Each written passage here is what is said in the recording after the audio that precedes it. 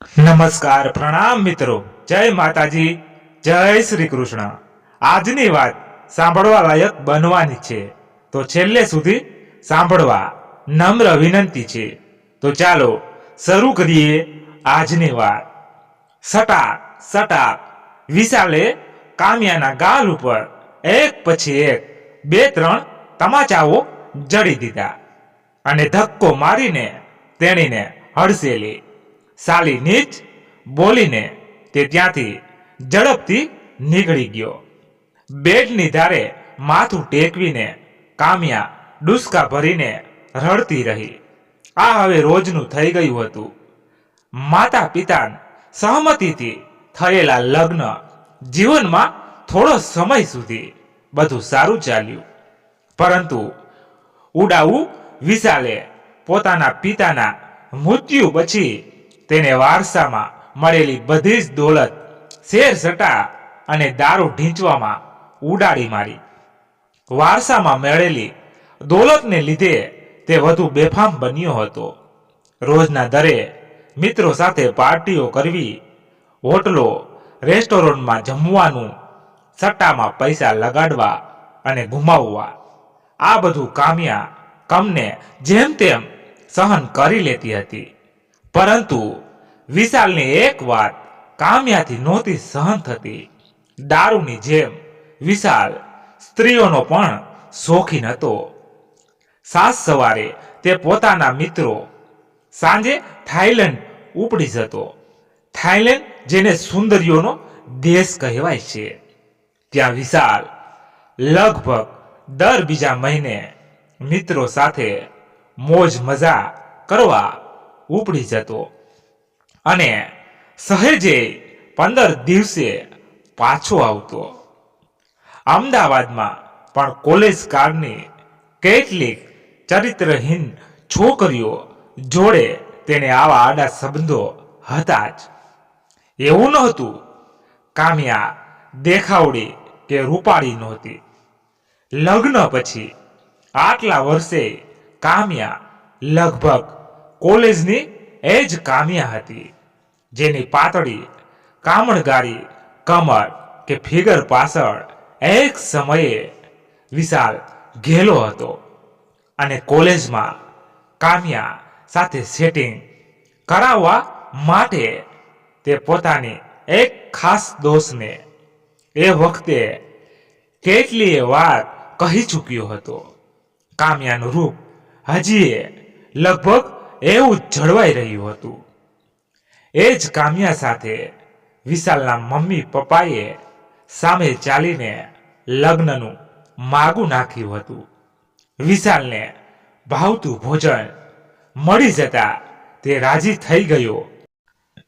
કામ્યાની અનિચ્છા છતાં વિશાલના પિતા સમૃદ્ધ હોય તેના માતા પિતાએ આવું સગું સામે ચાલીને આવ્યું છે, ફરીવાર નહીં મળે એમ કહી કામ્યાના લગ્ન વિશાલ સાથે કરાવી દીધા। લગ્ન બાદ એક પછી એક કરુણાંતિકાઓ ઘટી। લગ્નના તુરંત બાદ જ કામ્યાના માતા પિતા જેઓ જૈન હતા તેમણે દીક્ષા લઈ લીધી અને વિશાલના માતા પિતાનું વારાફરતી અણધાર્યું મૃત્યુ થયું। તેમના લગ્ન થઈ ગયા પછી શરૂઆતમાં બધું બરાબર ચાલ્યું, પણ જેમ જેમ સમય વીત્યો વિશાલ વધુને વધુ ઉડાઉ બન્યો અને પરસ્ત્રીઓની સંગતને લીધે તેને કામ્યામાંથી રસ ઉડી ગયો। પોતાની ઉડાઉ લાઈફસ્ટાઈલ અને સટ્ટામાં મોટું નુકસાને વિશાલને કંગાળ કરી મૂક્યો અને સાવ દારૂડિયો પણ। પોતાની કંગાલિયત માટે તે કાયમ કામ્યાને દોષ આપતો। એમાંય વિશાલના મમ્મીએ તો પોતાના મૃત્યુ પહેલા જ કામ્યાને અશુભ પગલાંની ગણાવી। વિશાલના મનમાં કામ્યાના લીધે જ તેના સસરાનું મૃત્યુ થયું એવું ઠસાવી દીધું હતું। અધૂરામાં પૂરું લગ્નના ઘણા વર્ષો પછી પણ સંતાન ન થતા તેણીના સાસુએ તેમના મૃત્યુ પહેલા જ કામ્યાના માથે વાંજણીનું લેબલ મારી દીધું હતું.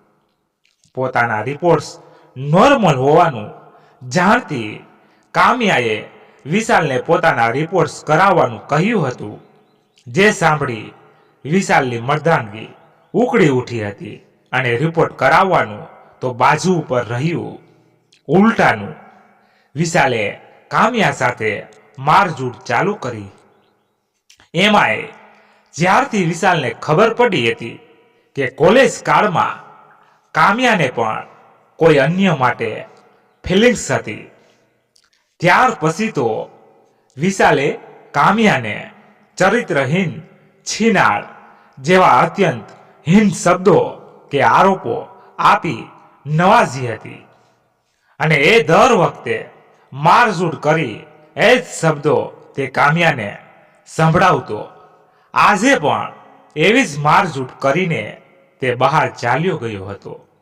કંગાળ થયા પછી વિશાલે તેના પિતાનું ભવ્ય મકાન વેચી માર્યું હતું અને તેમાંથી મળેલી મોટી રકમમાંથી એક સારી કહી શકાય તેવી સોસાયટીમાં 3 BHK ઘર લીધું હતું, જેની ઉપર બીજો માળ બનાવી ઉપરનો માળ ભાડવાતોને આપી વિશાલે જેમ તેમ મહિને 12-15 હજારની ઇન્કમ ઊભી કરી હતી અને 2 જણા નીચે રહેતા હતા. ભાડાની આવકમાંથી કામ્યા જેમ તેમ ઘર ચલાવતી. વિશાલ પાસે કોઈ નોકરી નહોતી, પરંતુ તે શેર બજારમાં ભાડાની આવકમાંથી થોડા પૈસા રોકતો, જેમાંથી મોટે ભાગે પૈસા ડૂબતા તો કોઈ વાર નફો પણ થતો. નફો થાય તો ખુશીમાં અને નુકસાન થાય તો દુઃખમાં, એમ બંને પ્રસંગે તે દારૂ ઢીંચતો અને કામ્યા સાથે મારઝૂડ કરતો. નુકસાન થયું હોય તો કામ્યાને મારઝૂડ કરી દોષનો ટોપલો તેણીના દુષ્ટ પગલાને આપતો. સારા દિવસો આવશે અને વિશાલ સુધરશે એ આશાએ કામ્યા ક્યારની પરંપરાગત ભારતીય નારીઓની જેમ પોતાનું આ લગ્ન જીવન ઢસડી રહી હતી. જોકે તે પોતે હવે ત્રાસી હતી. પોતાની સહન શક્તિની સીમા નજીક હોવાનું હવે તેણીને ફીલ થઈ રહ્યું હતું. છેલ્લા 1.5 મહિનાની ઘરનો ઉપરનો માળ ખાલી હતો. દારૂડિયા વિશાલના ત્રાસથી કંટાળીને ભાડવાત ઘર ખાલી કરીને જતો રહ્યો હતો. બીજો ભડવાત મળે ત્યાં સુધી ઘરમાં પૈસાની તંગી વર્તાઈ રહી હતી. બચત કરેલા પૈસામાંથી કામ્યા માંડ ઘર ચલાવી રહી હતી. સટ્ટામાં પૈસા રોકવા રઘવાયો થયેલો વિશાલ કામ્યા પાસે પૈસાની માગણી કરી રહ્યો હતો. માંડ ઘર ચલાવી રહેલી કામ્યાએ પૈસા આપવાની ના પાડતા વિશાલે મારઝૂડ કરી હતી. વિશાલના ગયા પછી ક્યાંક સુધી કામ્યા રડતી રહી. છેવટે રોજની આ ઘટમાળ છે એ યાદ આવતા તે ઊભી થઈને અને પોતાના કામે વળગી. 15,000 ભાડું અને 2 ભાડા ડિપોઝિટ અને 1 ભાડું એડવાન્સ વિશાલ બોલ્યો. 2-3 દિવસ પછી તે કોઈ નવા ભાડવાતને ઘર બતાવવા લાગી આવ્યો. તે ભાડવાતે હા પાડતા વિશાલ તેને ભાડું વગેરે કન્ડિશન કહી સંભળાવી.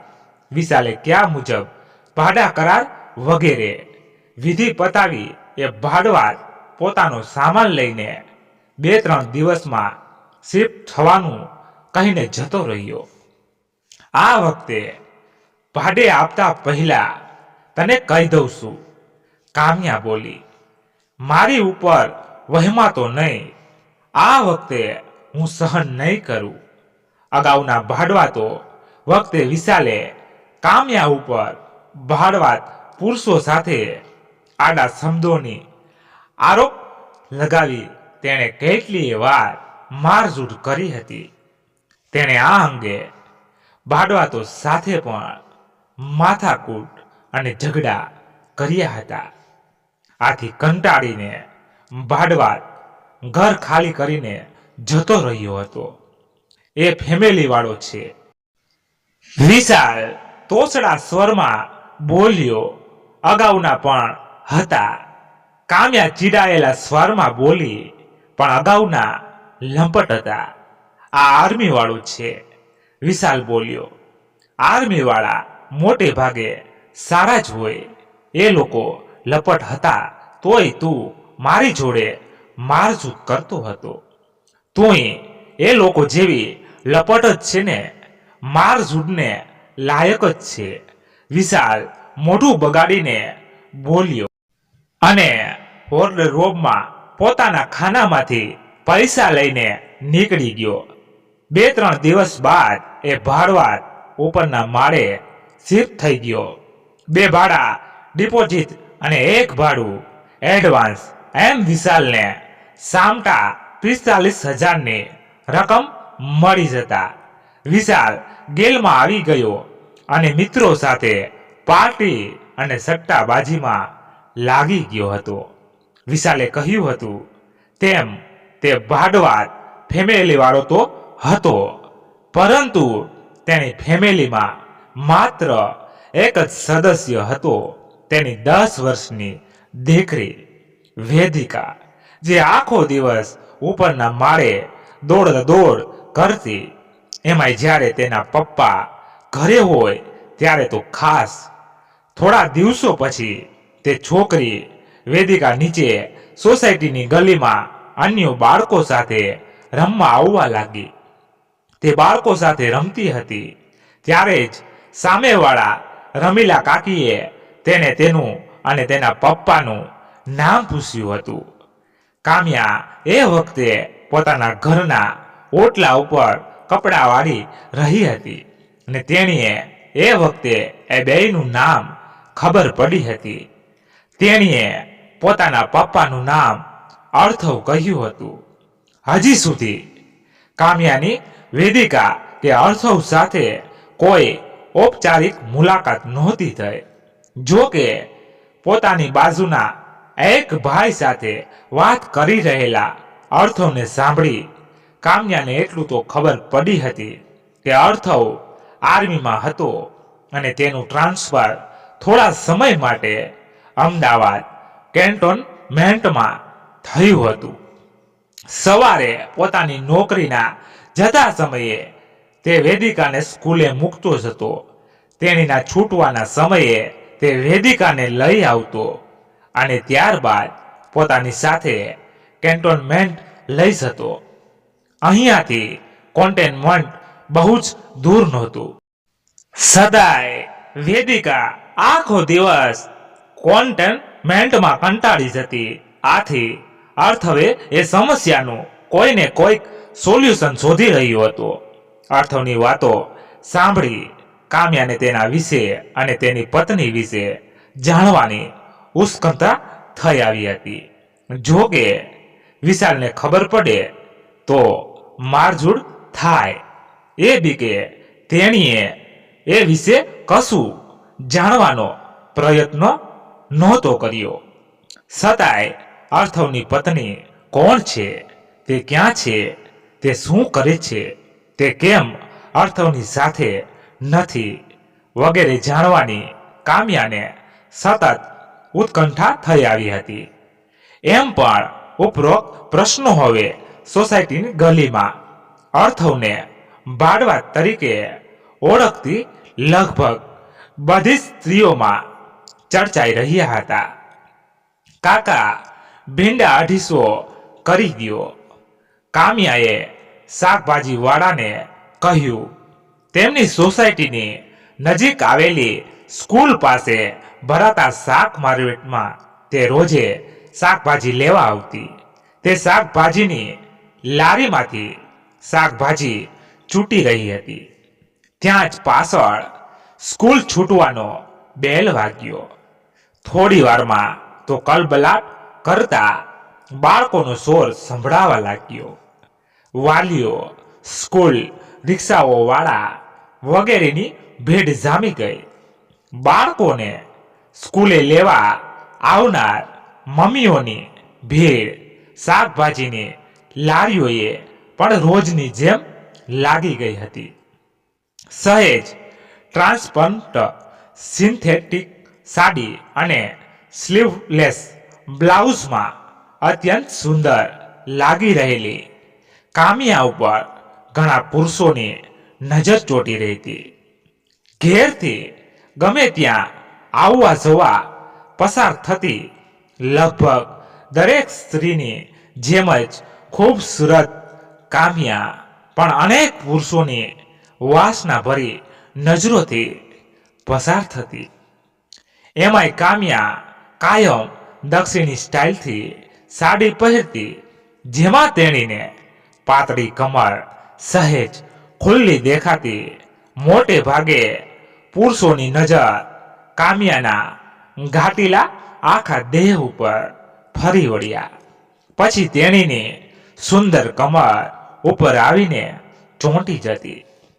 શાકભાજી માર્કેટમાં પણ કેટલાય શાકભાજી વાળા તેમજ અન્ય પુરુષો કામિયાની કમરને ચોરી રૂપે જોઈ લેતા. શાકભાજી લઈને જઈ રહેલી કામિયાની નજર સ્કૂલના ગેટ પાસે યુનિફોર્મ પહેરેલી અને પીઠ ઉપર બેગ ભરાવેલી ઊભેલી વેદિકા ઉપર પડી. તે કદાચ પોતાના પપ્પાની રાહ જોતી હશે. સ્કૂલના ગેટ પાસે ક્લાસ ટીચર પાસે ઊભા ઊભા આમ તેમ જોઈ રહેલી વેદિકાને જોઈ કામિયાએ વિચાર્યું, સ્કૂલ યુનિફોર્મમાં માથે બે ચોટલા વાળીને ઊભેલી 10 વર્ષની ક્યુટ વેદિકાને જોઈ કામિયાના અઘરો ઉપર અમસ્તું જ સ્મિત ઉભરાઈ આવ્યું અને હૃદયમાં પોતે નિસંતાન હોવાનું દુઃખ તેણીની સાસુએ તેમના મૃત્યુ પહેલા કામિયાને આપેલી વાંજણીની ઉપાધિ પણ તેણીને એક ક્ષણ માટે યાદ આવી ગઈ. જો કે પોતે હજી માં ન બની શકી એમાં તેણીનો કોઈ જ દોષ ન હોવાનું કામિયાને યાદ આવતા તેણીના મનમાંથી દુઃખના એ ભાવો દૂર થયા. તે વિચારોમાં ચાલતા ચાલતા કામિયાના પગ ક્યારે વેદિકા તરફ ચાલી નીકળ્યા તેણીને ખ્યાલ જ ન રહ્યો. હાથમાં પકડેલી શાકની થેલી સહેજ સરખી કરતા કરતા તે સામે ચાલી આવી. શું થયું?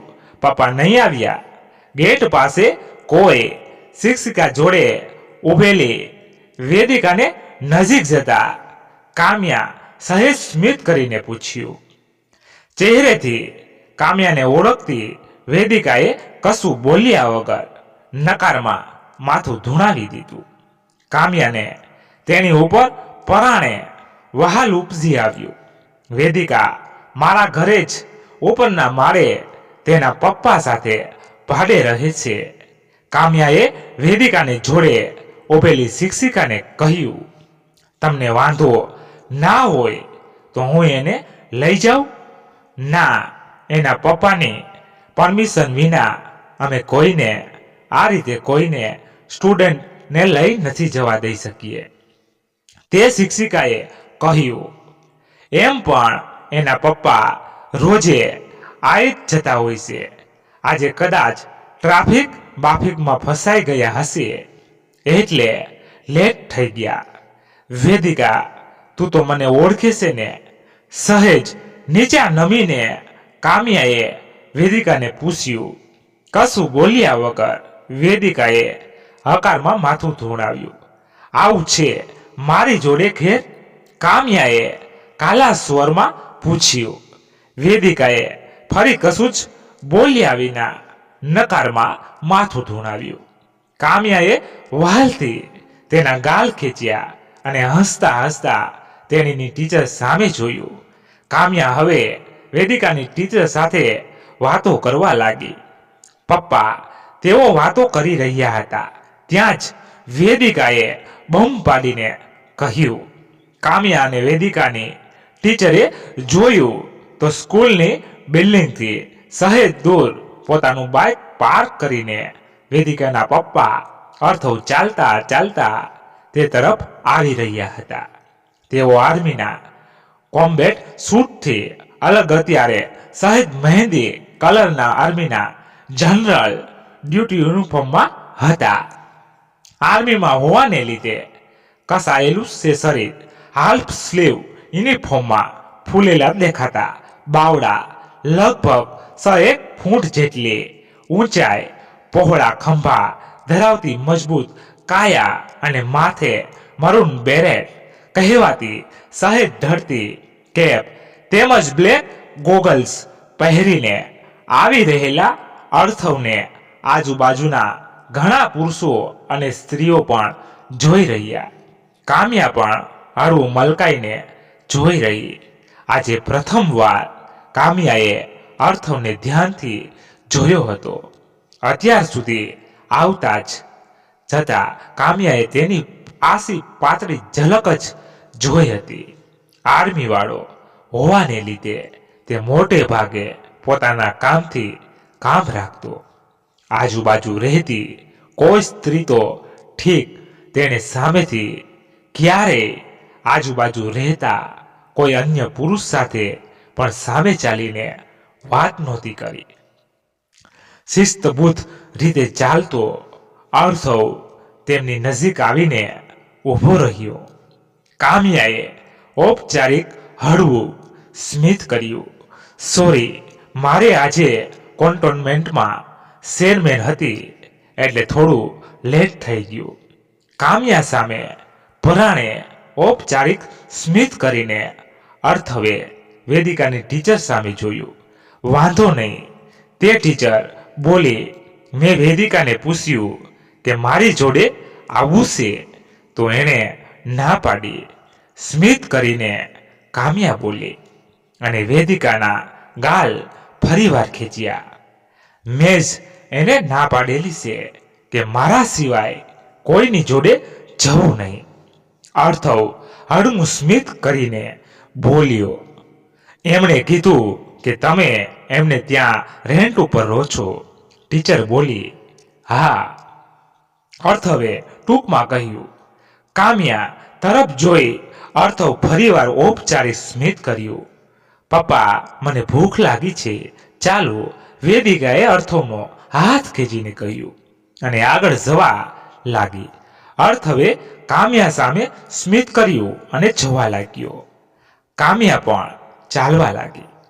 આજે તમારે લેટ થઈ ગયું નહીં?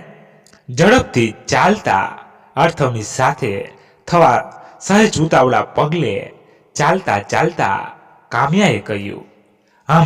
હા, અમારે 26 જાન્યુઆરીની પરેડની પ્રેક્ટિસ ચાલે છે.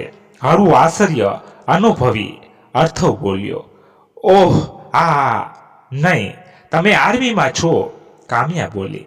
કશું બોલ્યા વગર ઔપચારિક સ્મિત કરીને અર્થવ ચાલતો રહ્યો.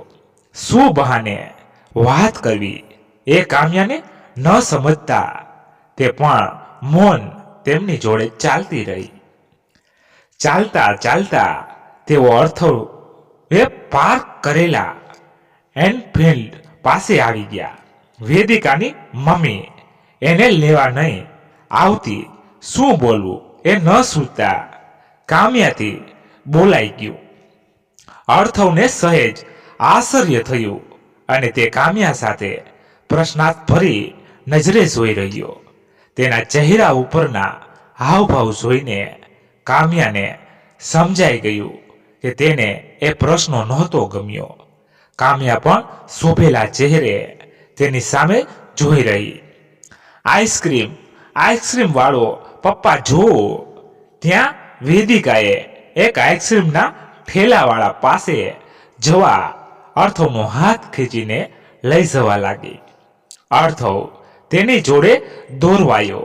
એકાદ બે ક્ષણ અટકી કામ્યા પણ તેમની પાછળ ગઈ. કામ્યા તેમની પાછળ જઈને ઊભી રહી. ત્યાં સુધીમાં અર્થવે વેદિકાને એક ચોકોબાર લઈ આપી હતી. કામ્યા તેમની પાછળ ઊભી રહી. તમે અર્થ હવે પરાણે કામ્યા સામે જોઈને પૂછ્યું અને આઈસ્ક્રીમ વાળા તરફ ઈશારો કર્યો. કામ્યાએ સ્મિત કરીને નકારમાં ડોકું ધૂણાવ્યું. 2 વર્ષ પહેલા એક્સિડન્ટમાં એનું મૃત્યુ થયું. આઈસ્ક્રીમ ખાવામાં બીજી વેદિકાને જોઈને અર્થવ સહેજ ધીમા સ્વરમાં બોલ્યો. સોરી, કામ્યા સાંત્વના ભર્યા સ્વરમાં બોલી. કેટલીક ક્ષણો મૌન વીતી. તમે એકલા કેમનું મેનેજ કરો છો? કામ્યાએ પૂછ્યું. તકલીફ તો પડે છે પણ છૂટકો નથી. પરાણે સ્મિત કરી અર્થવ ટૂંકમાં બોલ્યો. તમને વાંધો ના આવે તો વેદિકાને હું સ્કૂલેથી ઘેર લેતા જઈશ. કામ્યા બોલી. પણ પછી એનું જમવાનું? હું રોજે એની મારે જોડે આર્મી મેસમાં લઈ જઉં છું. પછી એને ત્યાં જમાડીને ટ્યુશન અને સાંજે છૂટીને હું એને ઘેર લઈ આવું છું. ઓહ, તો જમવાનું હું જોઈ લઈશ. કામ્યા બોલી. અને ટ્યુશન પણ તમને વાંધો ન હોય તો હું કરાવી દઈશ. હું એ ભણીશું. ઇંગ્લિશ મીડિયમમાં અર્થવ વિચારવા લાગ્યો. એને તમારી જોડે આર્મી મેસમાં કંટાળો આવે ને. અહીંયા તો એને ટ્યુશન પહેલા અને પછી આવીને ગલીના છોકરાઓ જોડે રમવા પણ મળે. કામ્યાની વાત અર્થવને સાચી લાગી. સ્કૂલેથી સવારે 11:30 છૂટ્યા પછી વેદિકાને બપોરે 3 થી 5 ટ્યુશન જવાનું હોવું અને અર્થવ સાંજે 6 વાગ્યે છૂટે ત્યાં સુધી વેદિકા ટ્યુશનમાં બેસી રહેતી. એ પછી અર્થવ તેણીને લઈને ઘેર આવતો. આમ વેદિકાનો સારો એવો સમય કંટાળાજનક રીતે વીતતો. ઈચ્છવા છતાંય કામ્યાને હા પાડવા અંગે તે ખચખચાટ અનુભવી રહ્યો. છેવટે ઘણું વિચાર્યા પછી અર્થવે હા પાડી. આમ તમે શું ફ્રી લેશો? અર્થવે પૂછ્યું. કામ્યા ના પાડવા જતી હતી પરંતુ આવતી લક્ષ્મીને ના પાડવાની તેણીને ઈચ્છા ન થઈ. એ સિવાય પણ વિશાલના સટ્ટાબાજીના શોખને લીધે ઘર ચલાવવા માટે પડતી પૈસાની તંગી પણ તેણીને યાદ આવી ગઈ. તમે અત્યારે ટ્યુશન ફીના જેટલા આપો છો એનાથી 500 ઓછા આપશો તો ચાલશે. અરે એવું કેમ? ખાલી ટ્યુશનના પૈસામાં આખો દિવસ વેદિકાને સંભાળ. છેવટે થોડી ચર્ચા પછી અર્થવે વેદિકાની સંભાળ અને ટ્યુશનના 5000 નક્કી કર્યા. કામ્યાએ છેવટે હા પાડી. ત્યાર પછી વેદિકાની સ્કૂલેથી લેવા જવાની, જમવાની અને ટ્યુશનની જવાબદારી કામ્યાએ સંભાળી લીધી. થોડા દિવસ પછી વેદિકાને પણ કામ્યા જોડે ફાવી ગયું. રોજે જુદું જુદું ગરમ ગરમ જમવાનું, કામ્યા જોડે જ ટ્યુશન અને ટ્યુશન પછી પણ કામ્યા જોડે અને ગલીના બીજા બાળકો જોડે રમવાનું. વેદિકાને ફાવી જતા અર્થવને પણ થોડી શાંતિ થઈ. વેદિકાની જેમ અર્થવ પણ ધીરે ધીરે સહેજ વધુ વાતો કરતો થયો હતો. આમ છતાં તેનું વર્તન મોટે ભાગે શાલીન અને ગંભીર રહેતું. તેની સાથે થયેલી થોડી ઘણી વાતો અને વેદિકા દ્વારા કામ્યાને અર્થવ વિશે અને તેના ફેમિલી વિશે થોડું ઘણું જાણવા મળ્યું હતું. તેણે વેદિકાની મમ્મી નિશા સાથે પરિવારની મરજી વિરુદ્ધ પ્રેમ વિવાહ કર્યા હોય બંનેમાંથી કોઈના ઘરે તેમને સપોર્ટ નહોતો. એમાંય નિશાના મૃત્યુ પછી અર્થવ અને વેદિકા એકલા પડી ગયા હતા.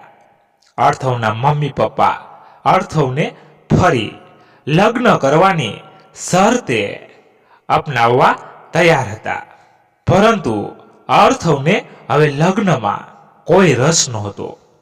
આમ છતાં ભારતીય કાયદા પ્રમાણે એકલો પુરુષ સંતાનમાં દીકરી રાખી ન શકે, એટલે છેલ્લા કેટલાક સમયથી અર્થવ તેના માતા પિતા સાથે રહેતો હતો અને લગ્ન માટે છેવટે પરાણે માન્યો હતો.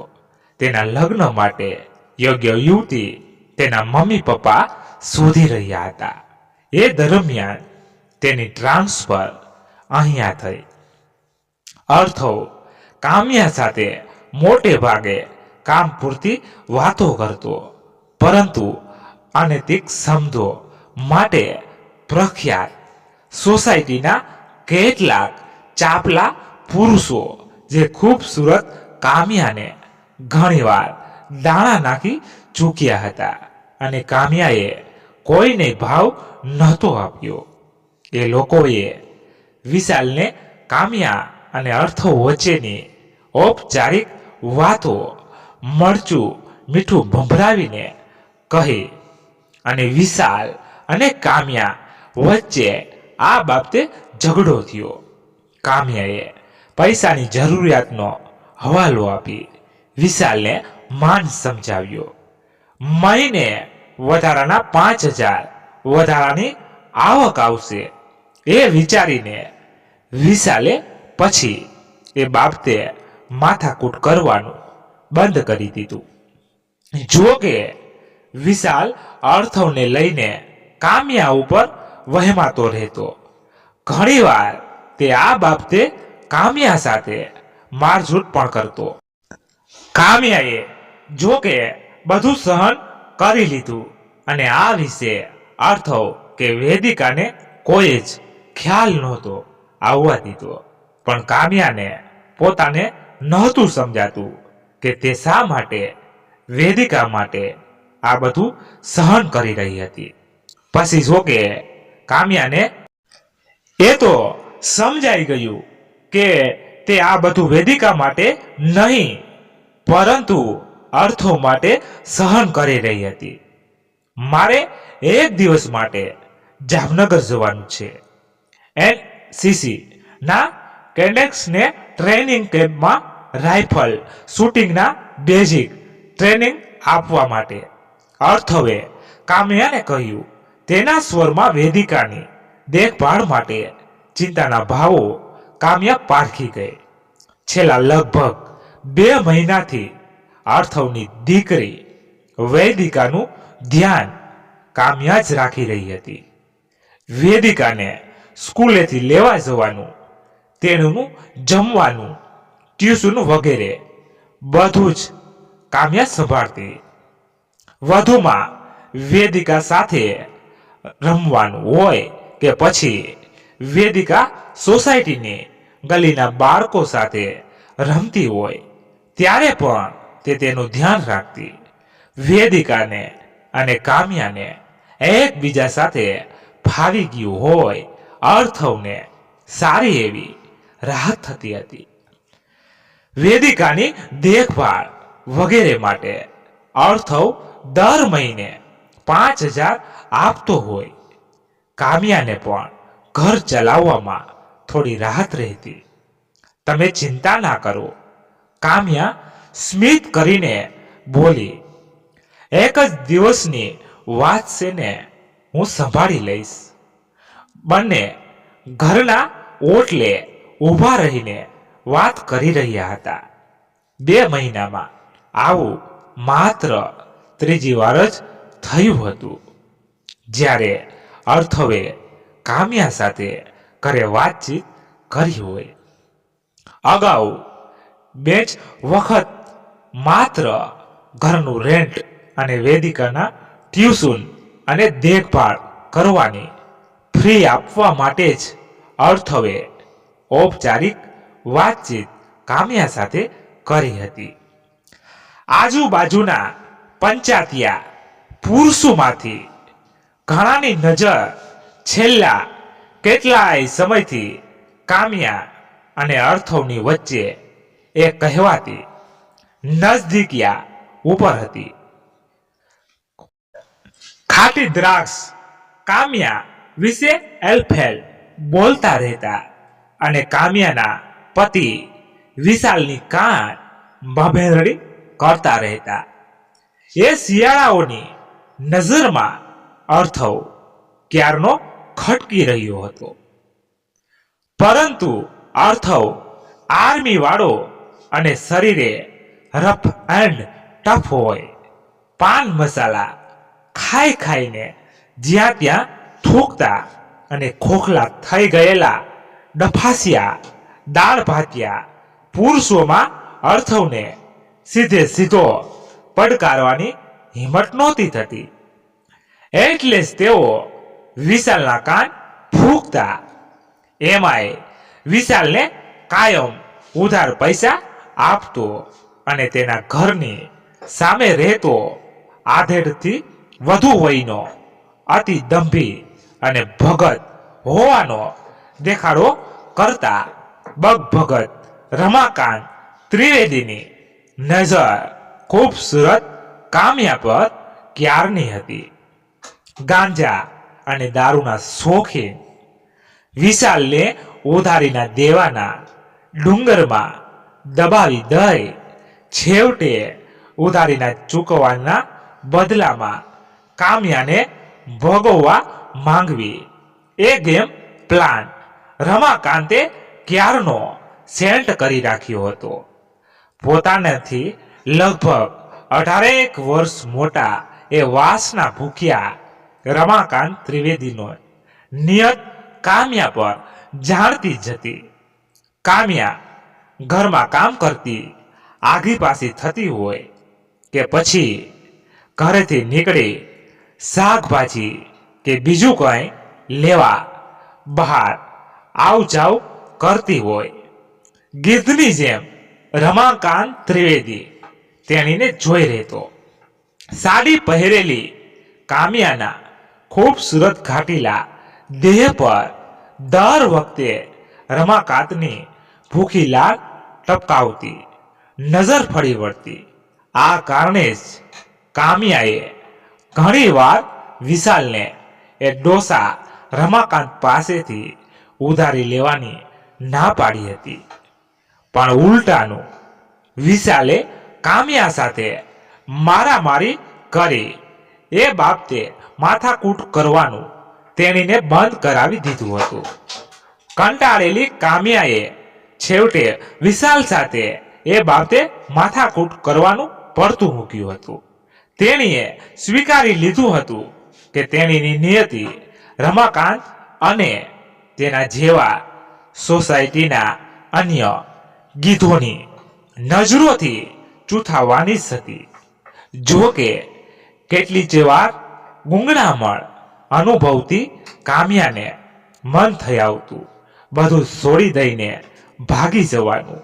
પણ સમાજ, સંસ્કૃતિ અને મર્યાદાના એવા કેટલાય બંધનો તેણીને પાસા વાળતા.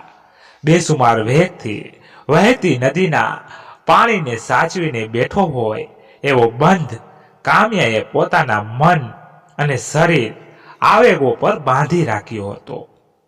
ધીરે ધીરે એ બંધમાં હવે તિરાડો પડી રહી હતી. કામ્યા પણ એ પરિસ્થિતિ પામી ગઈ હતી અને બંધ તૂટી પડી પાણી વહી ન જાય એ માટે તે પોતે અથાગ પ્રયત્નો કરી રહી હતી. તો એનું સુવાનું વગેરે. અર્થવે સહેજ ખચકાઈને પૂછ્યું, ચિંતા ન કરો. કામ્યા સાંત્વના આપતી હોય એમ બોલી, હું સંભાળી લઈશ. તમારા હસબન્ડને કોઈ પ્રોબ્લેમ? અર્થવ વધુ ખચકાયો. મેં કીધું ને, હું જોઈ લઈશ. કામ્યાએ એવા જ સ્વરમાં કહ્યું. કામ્યા સાથે ઔપચારિક વાત કરીને અર્થવ આર્મી મેસ જવા નીકળી ગયો.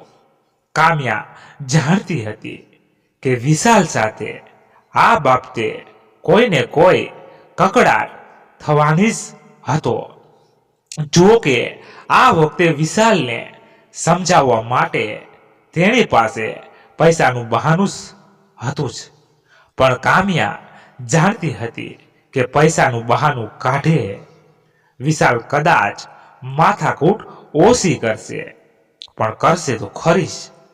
સાલી સિનાડ દારૂના નશામાં ધૂત વિશાલે કામ્યાના ગાલ ઉપર જોરથી તમાચો ઝીકી દીધો. ગોરી ચિટ્ટી કામ્યાના ગાલ લાલ થઈ ગયા. વિશાલ, પ્લીઝ મારી વાત તો સાંભળ, કામ્યા આઝાદી ભર્યા સ્વરમાં બોલી. વેદિકા સાંભળી જશે તો ગઈકાલે સવારથી અર્થવ જામનગર ગયો હતો. ગઈકાલથી વેદિકા કામ્યાની સાથે જ હતી. રાત્રે પણ વેદિકા કામ્યાની સાથે નીચે તેણીના રૂમમાં ઊંઘી હતી.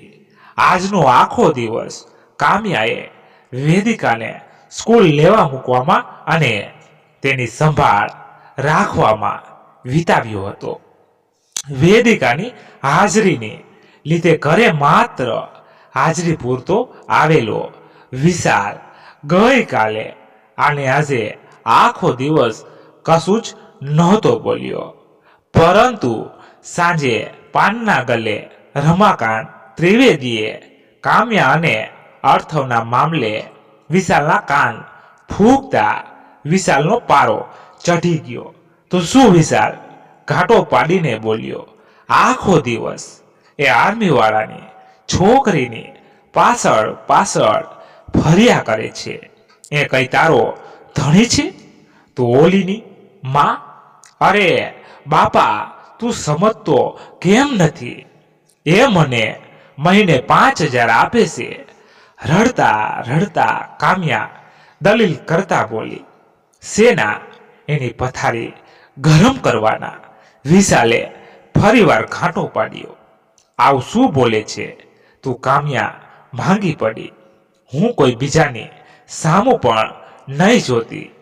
સાલી જૂઠી સટાક ઘાટો પાડીને બોલી. વિશાલે વધુ એક તમાચો કામ્યાના ગાલ ઉપર ઝીંકી દીધો. તારે પૈસા લઈને લોકોની પથારીઓ ગરમ કરવાનો ધંધો જ કરવો હોય તો પછી મારે જે લોકોને ઉધારી ચૂકવવાની એમની પથારીઓ ગરમ કર. કમસે કમ મારું દેવું તો ઓછું થશે. દારૂના નશામાં ધૂત વિશાલ હવે એલફેલ બકવાસ કરવા લાગ્યો. ઓલા રમાકાંતે મને મોટી રકમ આપેલી છે. થોડા દિવસ એની પથારી ગરમ કરી આપ. એ મારો જીવ ખાતો મટે તો તું એ ડોસા જોડે મારો સોદો કરીને આવ્યો એમને આઘાત પામી ગયેલી કામ્યા રડતી આંખે બોલી. જે વાતનો કામ્યાને ડર એ છેવટે આજે વિશાલે કહી નાખી હતી. બીજા કેટલા લોકો સાથે સોદો કર્યો મારો? બોલ. કામ્યાએ વિશાલનો કોલર પકડી લીધો. બંને વચ્ચેનો ઝઘડો વધારે ઉગ્ર થઈ ગયો. આટલા વર્ષોથી તું મારી મારઝૂડ કરે છે, મને એલફેલ બોલે છે, તોય હું ઝીલી લઉં છું. જે સ્ત્રીઓ ચરિત્રહીન હોય એ કઈ આવી મારઝૂડ સહન કરીને ઘરમાં માંડીને નહીં રે. કામ્યાની દલીલો કે પ્રશ્નોના કોઈ વિશાલ પાસે કોઈ જવાબ ન રહેતા. વિશાલે કામ્યાને ઝૂંડી નાખી. અહીંયા સુધી કે મારઝૂડને લીધે પ્રતિકાર કરવાનો પ્રયત્ન કરવા છતાં કામ્યાના બાવડે વગેરે જગ્યાએ ઉઝરડા પડ્યા અને મોઢા પર અનેક તમાચાઓને લીધે તેણીના ગાલ પર વિશાલની આંગળીઓની નિશાનીઓ પડી ગઈ. બાકી હતું તો વિશાલે તેણીના મોઢા ઉપર મોબાઈલ ફોન છૂટો ફેંકતા ફોન તેણીના કપાળે વાગ્યો અને થોડું લોહી પણ આવ્યું. કામ્યા રડતી રહી, વિનંતી કરી રહી, મારી નાખ, મને મારી નાખ. એટલે પાર આવે. મારી નાખ. છેવટે કંટાળીને તે ભાંગી પડી અને વિશાલના પગ પકડી લીધા. કામ્યાને ધક્કો મારીને વિશાલ ઘરેથી નીકળી ગયો. ફ્લોર પર પડે પડે કામ્યા ક્યાંય સુધી રડતી રહી. વિશાલના એ શબ્દોથી આઘાત પામેલી કામ્યા વોશરૂમમાં પોતાનું મોઢું ધોઈ રહી હતી. આટલા વર્ષોથી ચાલતા અત્યાચારથી ભરેલા આ સંબંધમાં વિશાલે આજે તેને છેલ્લી હદ પણ પાર કરી નાખી હતી. કામ્યા માટે હવે આ બધું તેણીની સહન શક્તિની બહાર હતું. લગભગ ડોસા જેવા એક પારકા પુરુષ સાથે સુવા માટે વિશાલ કેવી રીતે કહી શકે એ વાત હજી પણ કામ્યાને નહોતી સમજાતી. જોકે કામ્યા સમજી ગઈ હતી કે વિશાલ સાથે લગ્ન તેણીની જીવનની સૌથી મોટી ભૂલ હતી અને પોતે હવે એ ભૂલ સુધારી લેવા માંગતી હતી. સવારમાં નાહીને તેણીએ પોતાના ઘા જેમ તેમ સાફ કર્યા. બેડરૂમમાં આવીને તેણીએ માળિયા ઉપરથી પોતાની બેગ ઉતારી. બેગમાં મૂકેલા તેણીએ લગ્નમાં પહેરેલી પાનેતરની સાડી, શૃંગારનો ચૂડો વગેરે સામાન કાઢ્યો. પાનેતર પહેરી શૃંગાર કરીને તેણે લગ્ન વખતે થઈ હતી એવી રીતે સુંદર તૈયાર થઈ. વિશાલ સાથે લગ્નનો ફોટો આલ્બમ પોતાના ખોળામાં મૂકી તેણીએ ભીની આંખે લગ્નના ફોટાઓનો આખો આલ્બમ જોયો. લગ્નની એ સુંદર યાદો, એ વખતે જોયેલા સુંદર સપનાઓ બધું જ યાદ આવી જતા તેણીની આંખ ભીની થઈ ગઈ અને આંખમાંથી આંસુઓની ધાર વહીને આલ્બમ પર દેખાતા વિશાલના ચહેરા પર પડી. ફોટા પર ચડાવેલા ટ્રાન્સપરન્ટ પ્લાસ્ટિકના કવરને લીધે આંસુ સરકીને નીચે પડી ગયું. પથ્થર જેવા વિશાલની ઉપર જેમ કામ્યાના આંસુ કોઈ જ અસર આજ સુધી ના થઈ, એમ જ ફોટા ઉપર પડેલું આંસુ પણ પોતાની કોઈ અસર વર્તાવ્યા વગર વ્યર્થ વહી ગયું. ફોટાનો આલ્બમ પાછો બેગમાં મૂકીને કામ્યા ઊભી થઈ અને સ્ટોરરૂમમાં આવી. સ્ટોરરૂમમાંથી એસિડનો બોટલ લઈને તે પાછી પોતાના બેડરૂમમાં આવી અને વોર્ડરોબના મિરર સામે ઊભી રહી. આજે આટલા વર્ષ પણ તે અત્યંત સુંદર લાગી રહી હતી. નવોઠા જેવી જ પાનેતર વગેરે પહેરીને સુંદર તૈયાર થયેલી કામ્યા પોતાને મિરર ભાવથી જોઈ રહી. તેણીના બધા જ સપના, અરમાનો, બધી જ ઈચ્છાઓ કચડાઈ ગઈ હતી. તેણીની અંદર જે કંઈ પણ હતું એ બધું જ હવે જાણે મરી ચૂક્યું હતું. આજે તે બધું જ ખતમ કર નાખ્યું. વિશાલ બધું જ મિરરમાં પોતાની સામે જોઈ રહીને કામ્યા બગડી. તે ફરીવાર રડી પડી અને તેણીની આંખ વહેવા લાગી. હવે નથી સહન થતું. તે બબડી અને નીચે ડ્રેસિંગ મિરર આગળ મૂકેલી એસિડની બોટલ પોતાના હાથમાં ઉઠાવી લીધી. મિત્રો, વાર્તાને આપણે અહીંયા જ પૂર્ણ કરીએ છીએ. તમારે શું કહેવું છે એ કોમેન્ટ બોક્સમાં જણાવજો. પસંદ આવી હોય તો લાઈક કરી તમારા મિત્રો સાથે શેર કરજો અને ચેનલને સબસ્ક્રાઇબ કરવાનું ભૂલશો નહીં, એટલે તમને દરરોજ નવી નવી વાર્તા સાંભળવા મળતી રહે. ધન્યવાદ. ફરી મળીએ નવી વાર્તા સાથે. ત્યાં સુધી બધા મસ્ત રહો, તંદુરસ્ત રહો. જય માતાજી, જય દ્વારકાધીશ. હર હર મહાદેવ મહાદેવ મહાદેવ. જય શ્રી રામ, જય બજરંગ બલી. મિત્રો, આજની વાત ઘણી લાંબી હતી એટલે આપણે અહીંયા આનો અંત કરી નાખ્યો છે. તમારે કંઈ પણ કહેવું હોય તે કોમેન્ટમાં અવશ્ય જણાવજો. તો ચાલો મળીએ બીજા એપિસોડમાં.